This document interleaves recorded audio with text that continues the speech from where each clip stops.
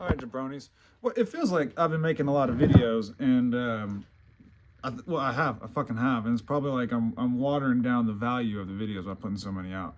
But anyway, boys, I'm growing more. So I got a new guy, Constantino. He's starting with me on Monday. Constantino is a guy that Tomas and Timo, like two of the essays that work for me. I was working with those guys back in like 2012. Man, their family has been working with my in-laws family since like the 80s. It's like this long. Anyway, these fools. He's a great plumber. I'm really excited to get him going. He's gonna like really increase my production, like really increase the speed at which I'm getting these jobs done. And then he's gonna be a full-time employee. Really excited about it.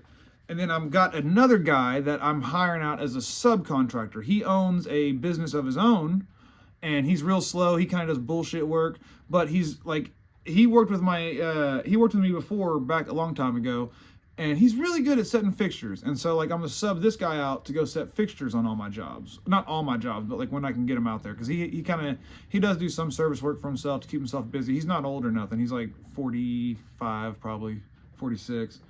So that's like two more guys I'm bringing on that are really gonna increase my productivity, because right now I've got like, 7 jobs that are, I'd say like the average ticket on these jobs right now is about 80K, and they're all going on right now. And then on top of that, there's a bunch of like 15, 14, $20,000 jobs going on at the same time.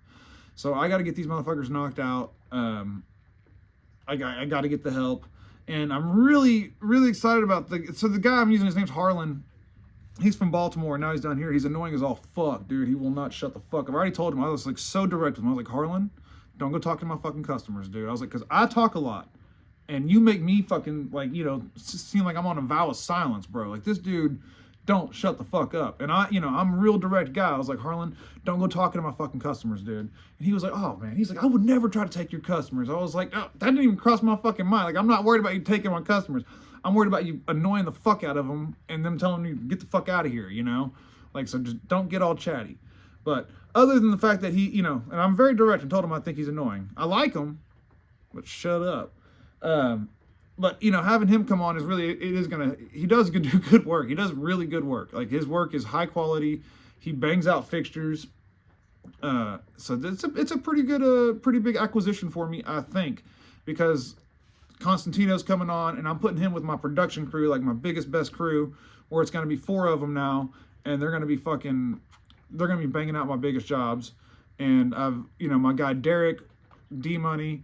He's the black guy that got hassled by the police that one time. He's a journeyman, and he's really coming into his own. He's about to get a new van here in a bit. Motherfucker bought a Mercedes. But we're going to pay him even more money once we get him in this van. He just don't know it yet.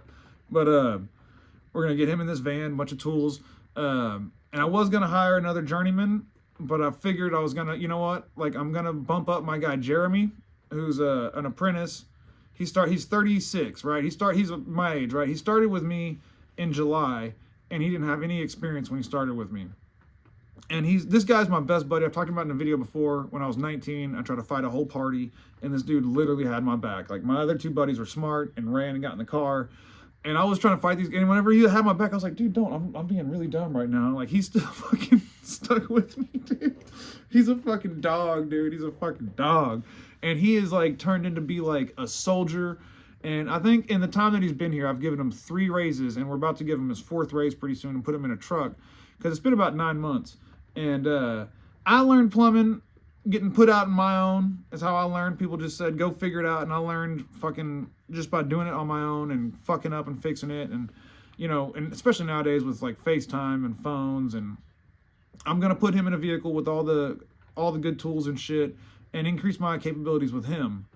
So, like, this is kind of like some shit I've been talking about is, part of the pain of scaling is like having to, spend all this money on being able to do more work, let alone like getting more work and having more money. You have to spend a lot of money to have the capability to do more, So my thought is that, as I need to gain assets, right? And like my buddy Jeremy, who's a fucking, like, the most loyal dude I've ever known. Like, he's a fucking soldier. He's one of the best buddies I've ever had my whole life. Like, I can count on him, And like, it's like, I think I am going to invest in him because he's a known asset. He doesn't have his license yet, but we're going to keep him with Journeyman. But I'm going to have him in that vehicle to increase his capabilities, to maybe pull him off to go look at shit or handle, like, you know, triage a situation before someone else can get there, or get materials. And I think if I, you know, take all this fucking dumbass money I'm making and invest it into assets, I can handle whenever shit gets lean, right? Whenever, like, because right now I've got, like, it's ridiculous. Like, there's no way that this level of work that I'm doing right now is sustainable. Like, there's no way that, like, I'm gonna be able to stay this busy indefinitely, right? Like, we're peaking right now. And so it'd be foolish for me to, like, make plans off of, oh, this is where I'm at now. I'm here, I'm peaking, because this is definitely a high and there's gonna be a low. And so my thought is when we hit this high, let's take all that money and turn it into real assets, right? And that, like, make us more money, increase our productivity, increase our potential to do more work, right?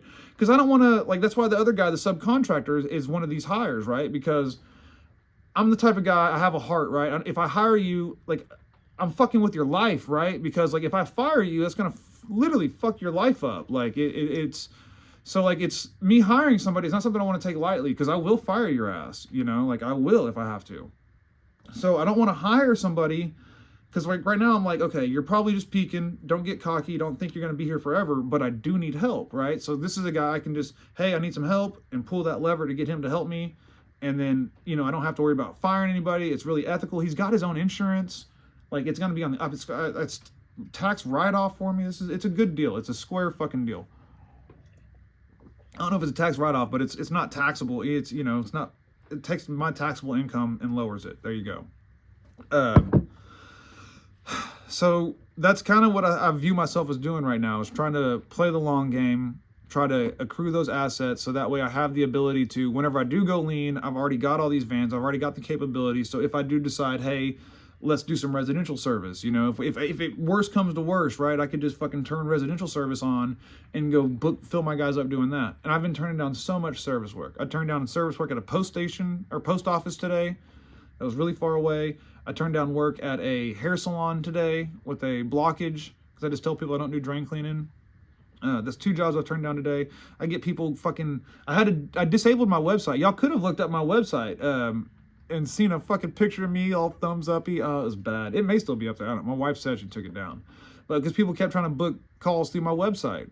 And so, like, you know, the main reason I don't want to do service is because I haven't acquired all the assets I need to do service, like a bunch of sewer machines, proper trucks, where I got guys that every guy has a ladder, a water hose, a pro press, a fucking torch, you know, all the tools they may need. So that way I can do my officey click-clacky stuff, talk to the camera about shit, instead of going out fucking trying to run, you know, a multi-million-dollar company, but I'm busy fucking trying to install a fucking sink somewhere, you know.